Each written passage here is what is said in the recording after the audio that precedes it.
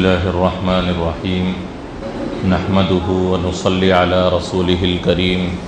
والصلاة والسلام على سيد الأنبياء والمرسلين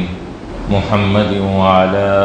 آله وأصحابه أجمعين. أعوذ بالله من الشيطان الرجيم.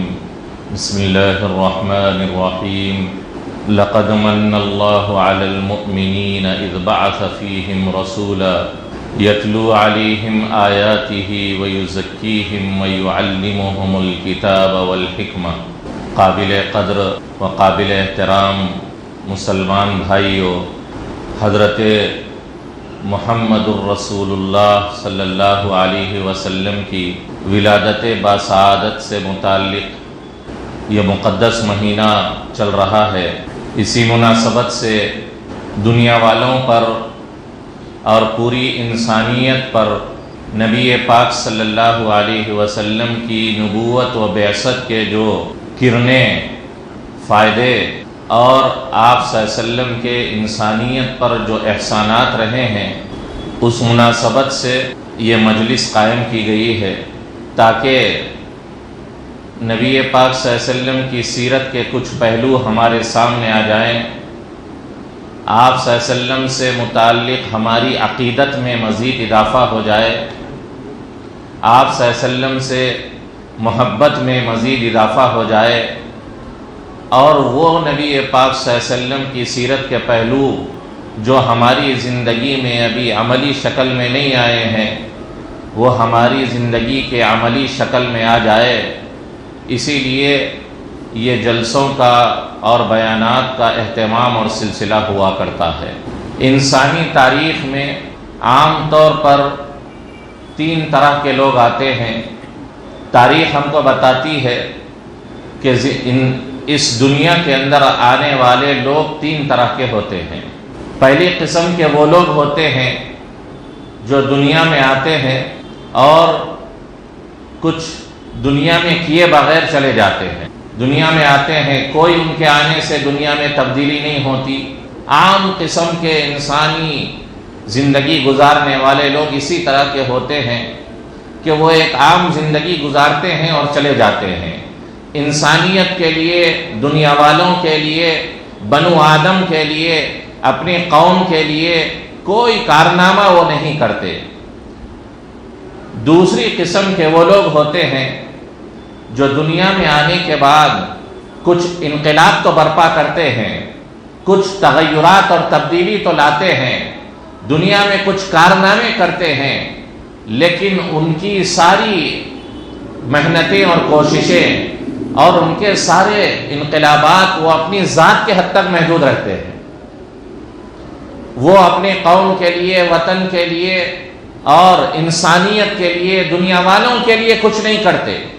وہ جو کچھ کرتے ہیں اپنی ذات کے نفع کے لیے، اپنے منفعت کے لیے، اپنے مفاد کے لیے اور اپنے غرض کے لیے کرتے ہیں. ان کا بھی ایک سلسلہ محدود ہے. دنیا میں ان کے آنے سے کچھ انقلاب تو آیا، کچھ تبدیلی تو آئی، لیکن انسانیت کو کوئی فائدہ نہیں ہوا. فائدہ ہوا تو صرف ان کی ذات کو فائدہ ہوا. تیسری قسم کے وہ لوگ ہوتے ہیں جو دنیا میں آتے ہیں تو ان کے آنے سے دنیا میں بڑا انقلاب ہوتا ہے، دنیا میں بڑے تغیرات ہوتے ہیں، دنیا میں بڑی تبدیلیاں پیدا ہوتی ہے، عظیم الشان کارنامے وہ کرتے ہیں اور اس کا فائدہ پوری انسانیت کو ہوتا ہے. حضرات انبیاء علیہم الصلاۃ والسلام اسی فہرست میں، اسی کیٹیگری میں آتے ہیں. اسی تیسری قسم کے عظیم الشان لوگوں میں ان کا شمار ہوتا ہے کہ وہ دنیا میں ایک انقلاب برپا کرنے کے لیے آتے ہیں، ہر سطح پر لوگوں کو فائدہ پہنچانے کے لیے آتے ہیں، اور ان کی ساری کوششوں اور محنتوں کا محور اور اس کا مفاد پوری انسانیت ہوتے ہیں. پوری انسانیت ان کے انقلابات سے، ان کے تغیرات سے، ان کے تبدیلیوں سے، ان کی محنتوں اور کاوشوں سے پوری انسانیت فائدہ اٹھاتی ہے اور بھرپور استفادہ کرتی ہے. انبیاء علیہم الصلاۃ والسلام میں حضرت محمد الرسول اللہ صلی اللہ علیہ وسلم کی بعثت اور رسالت اور نبوت ایک خاص قسم کی ہے. کہ زندگی کے اور دنیا کے ہر سطح پر اور ہر شعبے پر آپ صلی اللہ علیہ وسلم کے احسانات، آپ صلی اللہ علیہ وسلم کی رحمتیں اور آپ صلی اللہ علیہ وسلم کے نفع پہنچانے والی چیزیں ہر سطح پر ہوتی رہی ہیں۔ لہذا نبی پاک صلی اللہ علیہ وسلم جو دنیا میں تشریف لے آئے اور آپ نے جو انقلاب دنیا میں پیدا کیا، آپ نے جو انسانیت کو جو فائدے پہنچائے، وہ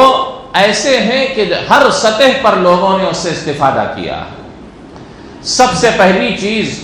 جہاں پر نبی پاک صلی اللہ علیہ وسلم کا پوری انسانیت پر سب سے بڑا احسان رہا ہے، وہ ہے کہ نبی پاک صلی اللہ علیہ وسلم نے انسانوں کو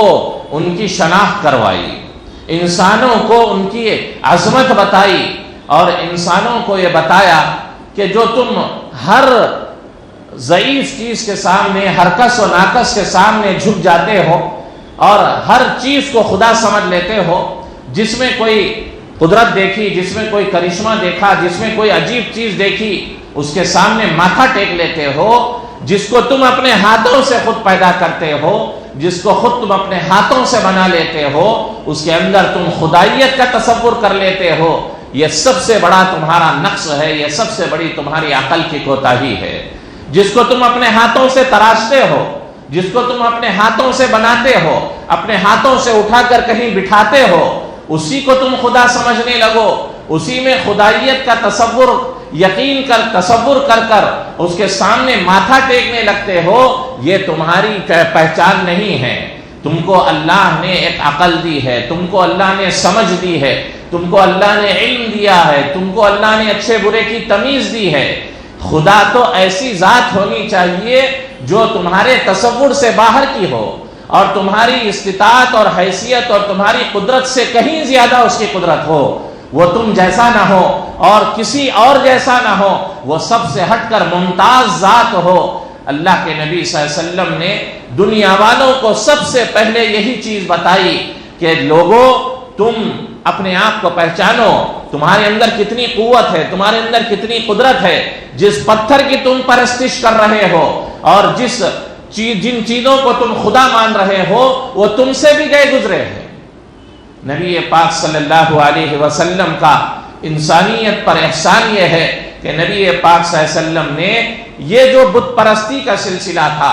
انسان اپنی عظمت کو کھویا ہوا تھا، انسان اپنی حیثیت کو پہچانا ہوا نہیں تھا، نبی پاک صلی اللہ علیہ وسلم نے انسانیت کا تعارف کرایا، انسان کو یہ بتایا کہ تمہاری حیثیت کیا ہے، تمہاری عظمت کیا ہے، تم ہر کسی کے سامنے اپنا ماتھا ٹیک نہیں سکتے، ہر کسی کو تم خدا نہیں سمجھ سکتے، ہر کسی کے اندر تم خدائیت کا تصور نہیں جان سکتے۔ تم کو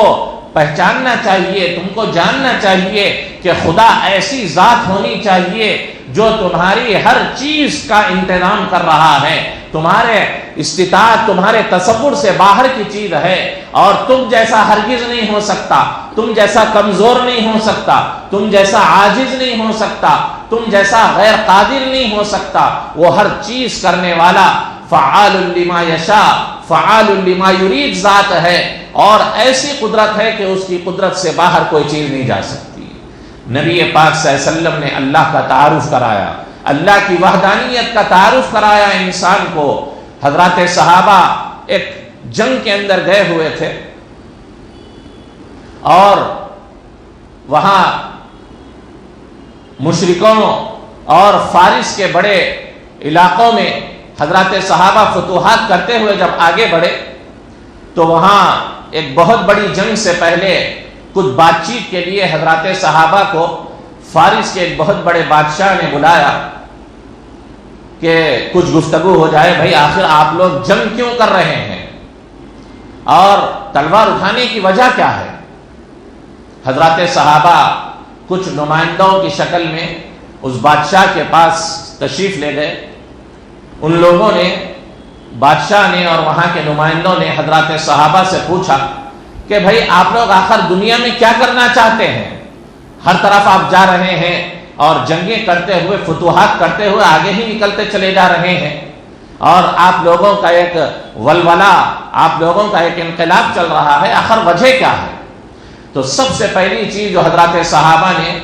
اسلامی جنگوں کی اور فتوحات کی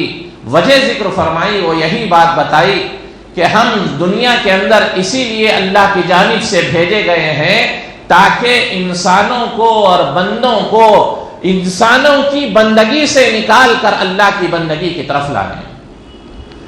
حضرات صحابہ نے بتایا کہ یہ جو انسان دوسرے انسان کی پرستش کر رہا ہے، ایک انسان پتھر کی پرستش کر رہا ہے، ایک انسان جانور کی پرستش کر رہا ہے، ایک انسان بادشاہ کے سامنے جھک رہا ہے، بادشاہ کو خدا سمجھ رہا ہے، ایک انسان کسی بڑے انسان کو خدا مان رہا ہے، ہم ان چیزوں سے انسانوں کو نکال کر ایک اللہ کی عبادت کی طرف لے جانے کے لیے آئے ہیں۔ اور دوسری بات بتائی کہ ہم اس لیے دنیا کے اندر آئے ہیں اور ہم کو اللہ نے روئے زمین پر اسی لیے پھیلنے کا حکم دیا ہے تاکہ جو ظلم و زیادتی کا سلسلہ روئے زمین پر پھیلا ہوا ہے، ہر طاقتور آدمی چھوٹے آدمی کو کھا جاتا ہے، ہر بڑا آدمی چھوٹے آدمی کو نگل جاتا ہے، اور ہر قوت والا کمزور کے اوپر ظلم ڈھانے لگتا ہے، اور اسی طرح روئے زمین پر جو ظلم و ستم کا سلسلہ ہے اس سے نکال کر ہم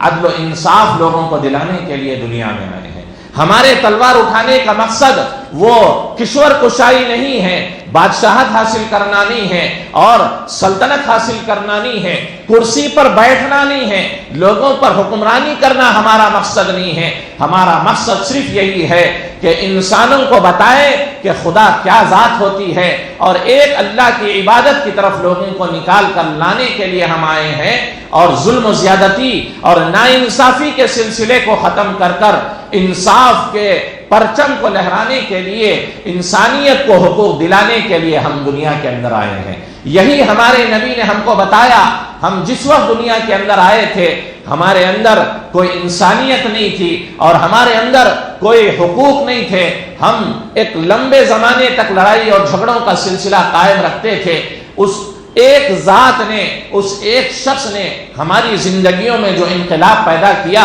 ہماری زندگیوں میں جو تبدیلی پیدا کی کہ آج ہم جو آپ کے سامنے فرشتوں کی شکل میں نظر آ رہے ہیں، وہ اسی ایک ذات کے انقلاب کا نتیجہ ہے، اسی ایک ذات کی مہربانی ہے کہ جس نے انسانیت کی تعلیم دی، جس نے اخلاق سکھائے، جس نے بھائی چارگی سکھائی، جس نے ہر آدمی کو اس کا حق بتایا، اور جس نے یہ بتایا کہ انسان دنیا میں کیوں آیا ہے اور دنیا پہ جانے کے بعد انسان کا کیا حال ہوگا، ہر چیز کا ہم کو تعارف کرایا۔ لہذا نبی پاک صلی اللہ علیہ وسلم پوری انسانیت کے لیے محسن ہے۔ اگر نبی دنیا کے اندر نہ آتے تو آج ہم سب کا اور پوری دنیا والوں کا حال یہ ہوتا کہ ہم کسی پتھر کے سامنے پرستش کے لیے بیٹھ جاتے اور کسی بڑے آدمی اور بادشاہ کو خدا سمجھنے لگتے، اور ہم جیسے دوسرے انسانوں کو ہم خدا سمجھنے لگتے، اور ہم ہر چیز میں قدرت کا تصور کرنے لگتے جیسے زمانے جاہلیت میں تھا۔ اور آج بھی ہنود و مشرکین کے ہاں آپ جا کر دیکھ لیں کہ کہیں پر سانپ کے پٹھے کی پرستش کی جا رہی ہے، کہیں گاؤں ماتا کی پرستش کی جا رہی ہے، اور کہیں پر ایک پتھر کی پرستش کی جا رہی ہے جس کو انسان خود اپنے ہاتھوں سے تراشتا ہے۔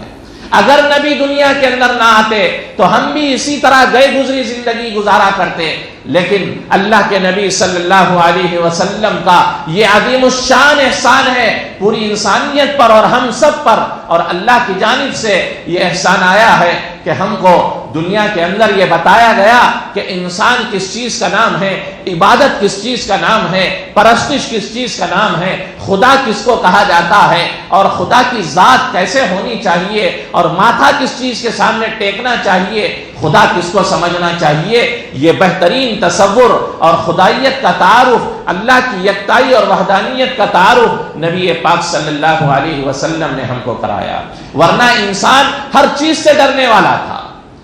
بلی سامنے سے گزر گئی انسان ڈرنے لگتا، اور بے موسم کے بارش ہونے لگے اور ستارے آسمانوں پر چمکنے لگے انسان ڈرنے لگتا،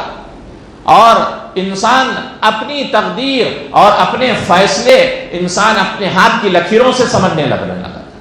انسان نے ایسی زندگی گزارنا شروع کر دیا تھا جس میں انسان ایک غلام بن کر تھا، انسان کمزور بن کر تھا، انسان آزاد نہیں تھا۔ اللہ کے نبی صلی اللہ علیہ وسلم نے یہ بات بتائی کہ کوئی چیز تمہارا کچھ بگاڑ نہیں سکتی، کوئی چیز تم کو فائدہ نہیں پہنچا سکتی، کوئی چیز تم کو نفع نہیں پہنچا سکتی، کوئی چیز تم کو شفا نہیں دے سکتی، کوئی چیز ایسی نہیں ہے جس میں قوت و طاقت ہو سوائے اللہ کی ذات کے۔ جب وہ ذات چاہے گی تو دنیا کے اندر کچھ ہو سکتا ہے، ورنہ تم جو ایک دوسرے سے ڈرتے ہو، تم پرچھائیوں سے ڈرتے ہو، تم ایک بلی سے ڈرتے ہو، اور تم چھوٹی چھوٹی مخلوق سے ڈرتے ہو، اور تم بے موسم کے بارش ہو جانے سے ڈرتے ہو، تم ستاروں کے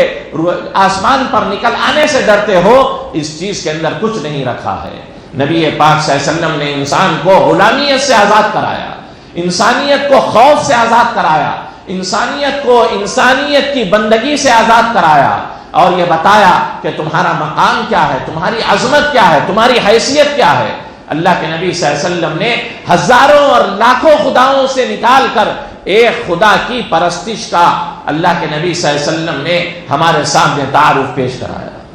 یہی وجہ ہے کہ آج ہم ایک خدا کے علاوہ کسی سے نہیں ڈرتے، ایک خدا کے علاوہ کسی کے سامنے ماتھا نہیں ٹیکتے، ہم کو کسی کا خوف دنیا میں نہیں ہے سوائے اللہ کے۔ یہ نبی پاک صلی اللہ علیہ وسلم کا عظیم الشان احسان ہے، اور ہم اسی احسان کے تلے ہم زندگی گزار رہے ہیں۔ دوسرے نمبر پر نبی پاک صلی اللہ علیہ وسلم کا جو احسان روئے زمین پر اور پوری انسانیت پر ہوا ہے، وہ ہے اللہ کے نبی صلی اللہ علیہ وسلم نے پوری انسانیت کے سامنے علم کا تصور پیش فرمایا۔ نبی کی آمد سے پہلے، نبی کی نبوت اور بعثت سے پہلے پوری انسانیت اور پوری روئے زمین ایک تاریکی میں ڈوبی ہوئی تھی، اور تاریکی ہر طرف چھائی ہوئی تھی، ہر طرف اندھیرا تھا جہالت کا، ہر طرف نادانی کا اندھیرا تھا۔ نبی پاک صلی اللہ علیہ وسلم پر جو سب سے پہلی وحی آئی، اسی وحی سے نبی پاک صلی اللہ علیہ وسلم نے پوری انسانیت کو علم کی روشنی سے آراستہ فرمایا، علم کی روشنی سے منور فرمایا۔ نبی پاک صلی اللہ علیہ وسلم نے انسانوں کو بتایا کہ تم جس طرح زندگی گزار رہے ہو، یہ جاہلیت والی زندگی ہے، یہ نادانی والی زندگی ہے، یہ علم سے دور زندگی ہے۔ تمہارے لیے سب سے پہلی چیز ہے علم کا حاصل کرنا۔ نبی پاک صلی اللہ علیہ وسلم پر پہلی وحی ہی علم کی آئی، اور اللہ نے اپنا احسان ذکر کرتے ہوئے فرمایا الرحمن علم القرآن۔ رحمان وہ ذات ہے، تم پر اللہ کی مرحمت، تم پر اللہ کی رحمت کا یہی نتیجہ ہے کہ اللہ نے تم کو علم سکھایا، قرآن سکھایا، تم کو بولنا سکھایا، تم کو زبان دی، تم کو بیان کرنا سکھایا۔ علمہ البیان، تمہارے اندر جو کچھ چیزیں ہوتی ہے اس کو سامنے والے کے سامنے رکھنا سکھایا۔ یہ اللہ کا احسان ہے۔ نبی پاک صلی اللہ علیہ وسلم نے علم کا اتنا اہتمام فرمایا، اتنا اہتمام فرمایا کہ فرمایا طلب العلم فریضہ علی کل مسلم۔ ہر مسلمان کے لیے یہ ایک فریضہ ہے، یہ ایک ذمہ داری ہے کہ انسان علم حاصل کرے۔ نماز پڑھنا جیسے فریضہ ہے، روزہ رکھنا جیسے فرض ہے، حج کرنا جیسے فریضہ ہے، جیسے بہت سارے فرائض ہیں، ایسے ہی علم کا حاصل کرنا بھی ایک فریضہ ہے، ایک فرض ہے۔ ورنہ اس سے پہلے کیا دور تھا آپ کو معلوم ہے کہ پوری عرب کی قوم کو امی کہا جاتا تھا، امیین، جن کو نہ لکھنا آتا ہے نہ پڑھنا آتا ہے، اور نہ وہ لکھنے کی طرف توجہ دینے والے تھے، نہ ان کا ذہن جاتا تھا کہ ہم کو بھی کبھی پڑھنا چاہیے، ہم کو بھی کبھی لکھنا چاہیے، اور ہم کو بھی علم حاصل کرنا چاہیے۔ ان کو کبھی اس کا تصور نہیں تھا۔ وہ قوم ہی پہچانی جاتی تھی امی سے، ان پڑھ سے، جاہلوں کے نام سے جانی جاتی تھی۔ زمانے جاہلیت میں یہی تعارف تھا وہاں کی قوموں کا، وہاں کے قبائل کا۔ حضرت محمد الرسول اللہ صلی اللہ علیہ وسلم نے علم کا پرچم لہرایا، علم کی فضیلت بتائی، لوگوں کے لیے علم کے راستے کھولے، لوگوں کو پڑھ پڑھ کر سکھایا۔ جو مکی دور تھا، نبی پاک صلی اللہ علیہ وسلم کا ایک خاص مقام تھا، جہاں پر نبی پاک صلی اللہ علیہ وسلم صبح سے شام تک لوگوں کو تعلیم دیا کرتے تھے، لوگوں کو علم سکھایا کرتے تھے۔ حضرت عمر کا جو اسلام لانے کا مشہور واقعہ ہے، جب وہ اپنے بہن کے پاس سے نبی پاک صلی اللہ علیہ وسلم کے پاس تشریف لے گئے، تو نبی پاک صلی اللہ علیہ وسلم اپنے مدرسے میں اپنے مقام پر حضرات صحابہ کو علم سکھا رہے تھے، وہاں پر حضرت عمر تشریف لے گئے، دیکھا عجیب منظر ہے، بڑے لوگ بھی ہے، جوان بھی ہے، بوڑھے بھی ہے، بچے بھی ہے، اور محمد صلی اللہ علیہ وسلم سے وہ علم سیکھ رہے ہیں۔ نبی پاک صلی اللہ علیہ وسلم کی پوری زندگی سکھانے میں گزری ہے۔ اللہ کے نبی صلی اللہ علیہ وسلم نے علم لوگوں کو پہنچایا، لوگوں کو علم دیا، یہاں تک کہ جو جنگ بدر کے قیدی، بدر کے اندر قیدی بن کر آئے تھے، ان میں وہ لوگ جو اپنا مال دے کر اپنے جان کا چھٹکارا اور اپنا فدیہ دے کر جا سکتے تھے، ان کے لیے نبی پاک صلی اللہ علیہ وسلم نے مال ان کے اوپر مقرر فرمایا کہ اتنا مال دے دو اور اپنی جان کو چھڑا لو۔ اور جو لوگ مالی حیثیت نہیں رکھتے تھے اور ان کو کچھ لکھنا پڑھنا کچھ آتا تھا، شربت تھی، ان لوگوں کے لیے نبی پاک صلی اللہ علیہ وسلم نے ان قیدیوں کے لیے یہ طے کیا اور یہ مقرر فرمایا کہ یہ لوگ کچھ مدت تک انصار کے بچوں کو پڑھنا لکھنا سکھائیں گے، اور جب وہ پڑھنا لکھنا سیکھ لیں گے تو پھر یہ قیدی رہا کر دیے جائیں گے، اور ان کا فدیہ ہی یہی ہوگا کہ یہ بچوں کو تعلیم دیں، بچوں کو سکھائیں لکھنا پڑھنا۔ نبی پاک صلی اللہ علیہ وسلم نے مال کو حیثیت نہیں دی، نبی پاک صلی اللہ علیہ وسلم نے علم کو حیثیت دی۔ لہذا نبی پاک صلی اللہ علیہ وسلم کا پوری دنیا پر اور پوری انسانیت پر یہ احسان ہے کہ نبی پاک صلی اللہ علیہ وسلم نے علم کا بول بالا ایسے وقت میں فرمایا جبکہ علم سے دور تک بھی کسی کا کوئی واسطہ نہیں تھا، ہر آدمی جہالت میں ڈوبا ہوا تھا۔ ایسے وقت میں علم کا آواز کا بلند کرنا، ایسے وقت میں علم کی طرف لوگوں کو بلانا کوئی معمولی بات نہیں ہے۔ جاننے والے لوگوں کے درمیان، اہل علم کے درمیان علم کی آواز کرنا کوئی نئی بات نہیں ہوتی، سب لوگ جانتے ہیں، لیکن ایسے وقت میں جبکہ علم کا کوئی نام لینے والا نہیں ہے، جبکہ علم سیکھنے کا کسی کے اندر کوئی مزاج اور تصور نہیں ہے، ایسے وقت میں، ایسے جہالت کے دور میں، ایسی تاریکی کے دور میں علم کا ولولہ بلند کرنا، علم کا آوازہ اٹھانا اور علم کی طرف لوگوں کو بلانا، یہ کوئی معمولی بات نہیں ہے، یہ بڑا اولو العزم آدمی ہی کر سکتا ہے۔ پوری قوم کے درمیان کھڑے ہو کر ایک ایسی بات کہنا کہ جس سے لوگ واقف نہیں ہیں، جس سے لوگ سن کر بدک جاتے ہیں، جس کو لوگ سن کر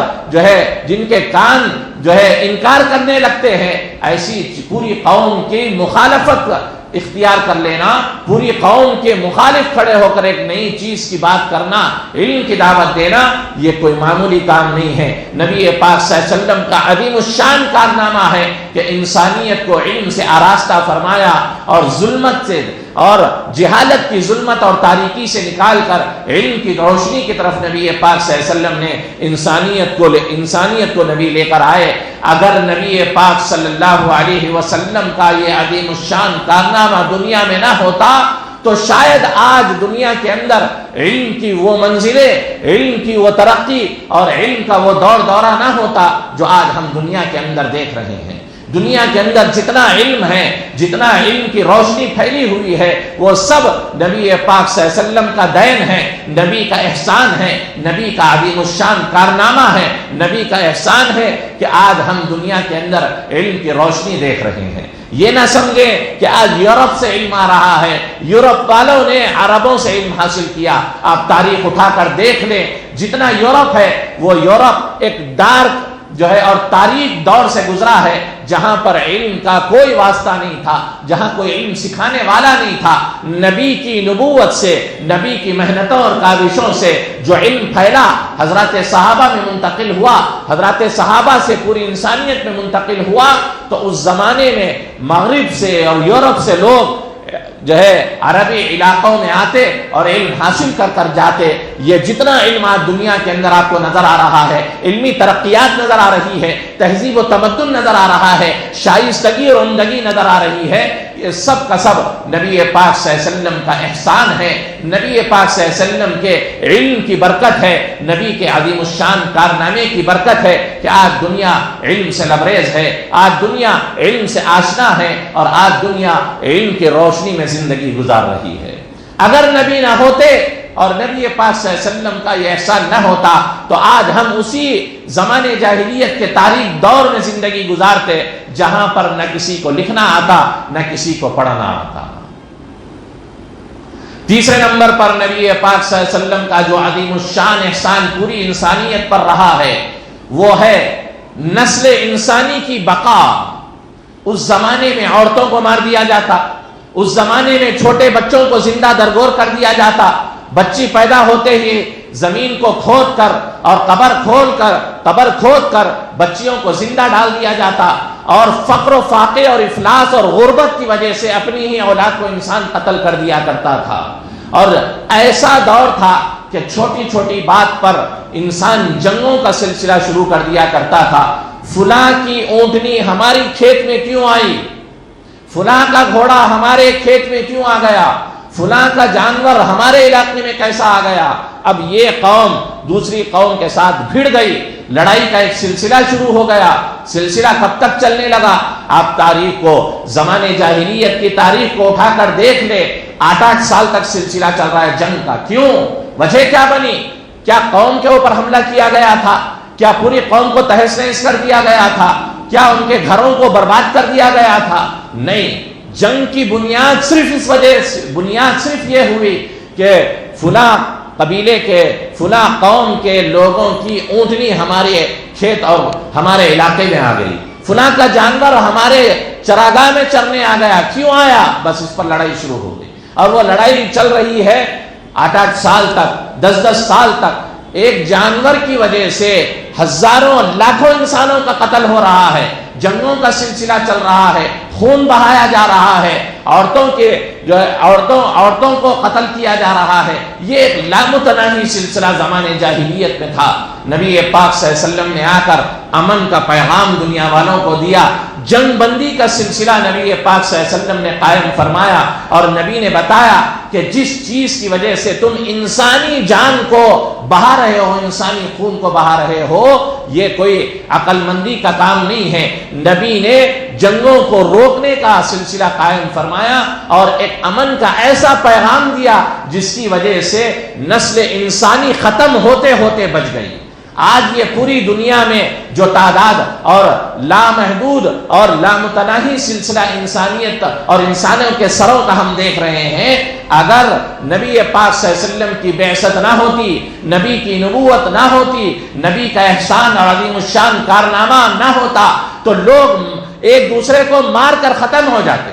لوگ جنگوں کی نظر ہو جاتے، لوگ ایک دوسرے کی قتل و غارت گری کا نشانہ بن جاتے، اور بچہ پیدا ہوتے ہی مر جاتا، بچی پیدا ہوتے ہی اس کو زندہ دفن کر دیا جاتا۔ اب آئندہ نسل کیسے پیدا ہوگی؟ جو نسل ہے، جو لوگ ہے، جو انسانیت ہے، وہ جو ہے جنگوں کی نظر ہو رہی ہے۔ آئندہ پیدا ہونے والے بچے غربت اور فقر و فاقے اور افلاس کی وجہ سے زندہ درگور کر دیے جا رہے ہیں۔ بچی کا پیدا ہونا عار اور شرم محسوس کیا جا رہا ہے، اور ذلت محسوس کی جا رہی ہے، اس کو دفن کیا جا رہا ہے۔ تو آئندہ نسل کیسے پیدا ہوگی؟ نبی پاک صلی اللہ علیہ وسلم نے ایک طرف جنگوں کا سلسلہ روکا اور ایک طرف انسانیت کی بقا کا کام کیا، اور دوسری طرف نبی پاک صلی اللہ علیہ وسلم نے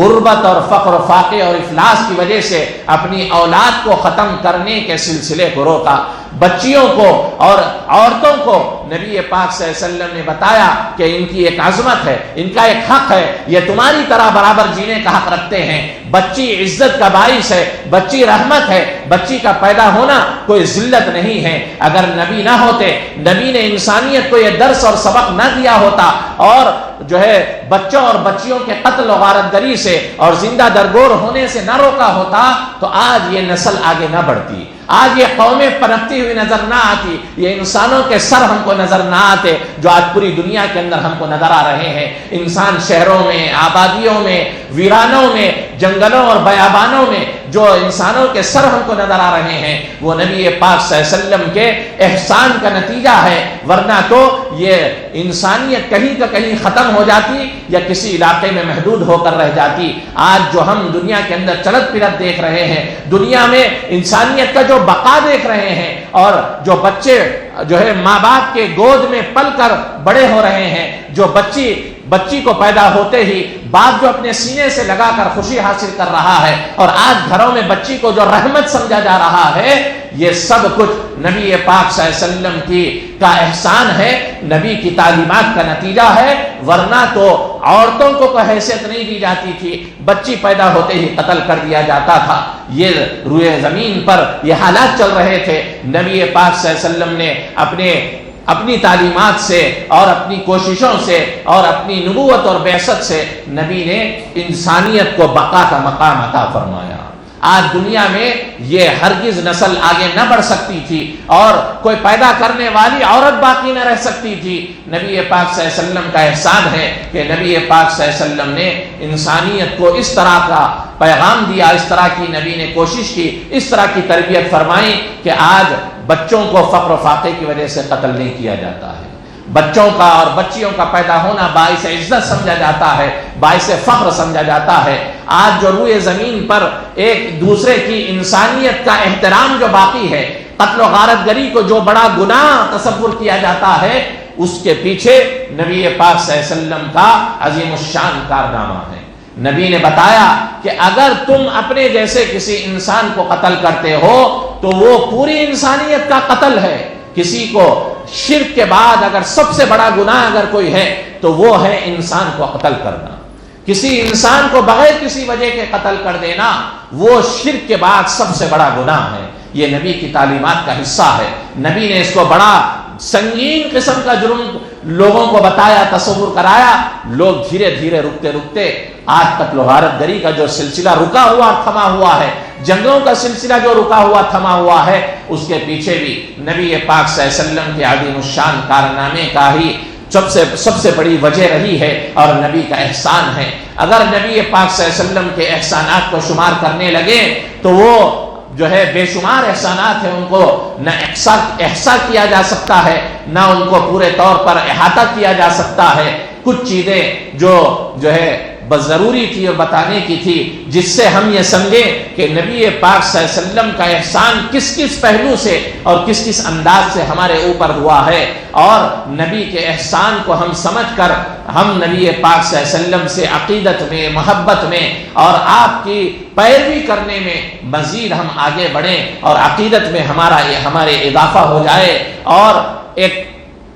محسن کے ساتھ یہی معاملہ ہونا چاہیے کہ اس کے احسان کا اقرار کیا جائے۔ اگر ہم کسی محسن کے احسان کو رد کر دیں، ٹھکرا دیں، تو دنیا والے اس کو ناشکرا تصور کرتے ہیں، دنیا والے کہتے ہیں کہ یہ بڑا ناشکرا ہے۔ ہم نبی پاک صلی اللہ علیہ وسلم کے شکر گزار ہیں، ہم نبی پاک صلی اللہ علیہ وسلم کے احسانات کو مانتے ہیں اور اس کا اقرار کرتے ہیں، اور نبی کے احسانات کو ماننے اور اس کے اقرار کرنے کی سب سے بڑی شکل یہی ہے کہ ہم نبی سے وابستگی اختیار کر لیں، ہم نبی پاک صلی اللہ علیہ وسلم پر کثرت سے درود پڑھنے والے بن جائیں، ہم نبی پاک صلی اللہ علیہ وسلم کے پیغام کو روئے زمین پر انسانیت تک پہنچانے والے بن جائیں، اور ہم نبی پاک صلی اللہ علیہ وسلم کے ایک ایک عمل کو، ایک ایک سنت کو زندہ کرنے والے بن جائیں، تو یہی نبی پاک صلی اللہ علیہ وسلم کے احسان کو ماننے کی شکل ہوگی۔ اللہ تبارک و تعالی ہم سب کو نبی کے احسان کو ماننے والے اور نبی پاک صلی اللہ علیہ وسلم کے احسان کا اقرار کرنے والا بنا دے، اور آپ صلی اللہ علیہ وسلم کی اتباع کی اور آپ کی پیروی کی ہم کو اللہ توفیق عطا فرما دے۔ وآخر دعوانا ان الحمد للہ۔